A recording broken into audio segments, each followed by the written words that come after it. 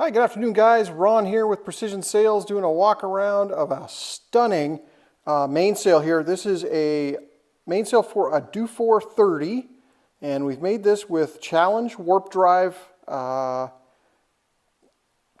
laminate. It happens to be the 8.11 version of it. And we've added a couple of nice things here. 2 full battens at the top, 2 partials towards the foot. We've added sail numbers. We've added the Dufour logo or insignia. And we've added radial corners to this radial sail. So let's take a walk around. This is pretty much it, guys, when it comes to kind of club racing, performance cruising, and still want to stick to a Dacron. This is, in my opinion, one of the best choices out there. So let's take a look at some of the details. You can see the Tri-Radial pattern in the design of this sail. That's that starburst pattern coming out of the corner. And then you'll start to see the panels start to go more vertical as we kind of head on up towards the head of the sail. So let's start down here in this tack corner, and we'll take a look and notice the radial reinforced corners. And they do mimic quite well the radial design of the sail. We do put block corners underneath those. Not all sailmakers do that. It's something that we do.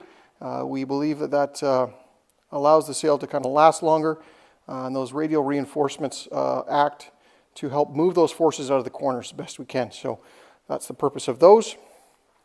And look at the reinforcements of this tack. This is going to be rock solid and work extremely well. Really nicely done. Cunningham. And as we walk on up here, let's walk up this luff here and we'll take a look. There's a belt that runs up past the 2 reef points that are in here. And notice the reef points are the same as the reef points or as the tack corner there, so with the radial reinforced corners. But notice this belt that runs up and it ends just inside that second reef point there. This is the one right here, and what that is just reinforcement coming out of that tack corner. There's one on the clew as well, and it brings those forces up out of those corners. Okay, so we can walk on up here. Beautiful sail numbers in blue, really like that. And let's just quickly stop here. This is the end of a full batten called a batten receptacle. And notice that we've webbed on the slider in that location. And that's the way to do it, guys. If your current sail or your sailmaker that you're looking at can't show you this type of detail, this is how you web on a slider. The reason we do it this way is so that that slider doesn't move. When you get movement in that is when you're going to have trouble with jamming and that kind of stuff. So that's the way those are webbed right on there. And let's go to the next slider here and I'll show you some of the detail in these sliders that are kind of not at the end of a batten. And look at the reinforcement that we've got there, wrapped in vinyl as well. Absolutely stunning, guys. That's the way to design a slider to make it last and make sure that it doesn't jam. So just on the other side here so that you can get an idea of this cloth with some light behind her.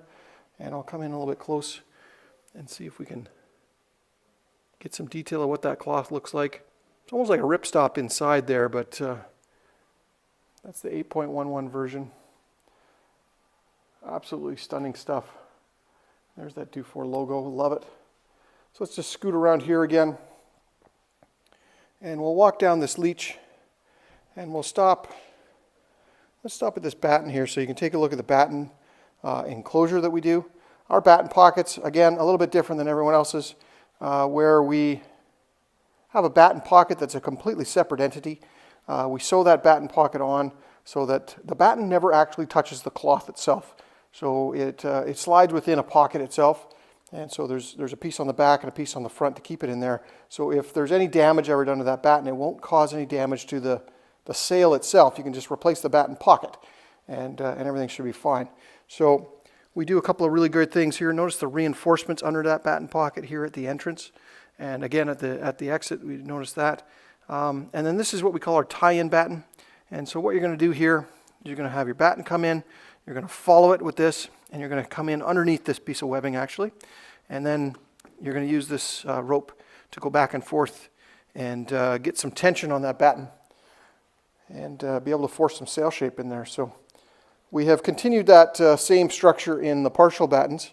But something I want to point out in this partial batten as well is the way that we end our battens with a very large reinforcement patch to make sure that there isn't any damage done to the sail at the ends there. Very common for that. And so here we are just walking down the leach, and you can see the reef points, the reinforcements on the reef belt that goes across. Again, very few sailmakers doing this with the reef belt that goes across, reinforcing that entire area. It is, in our opinion, that reef acts just like the foot, so it can get damaged. So let's protect it.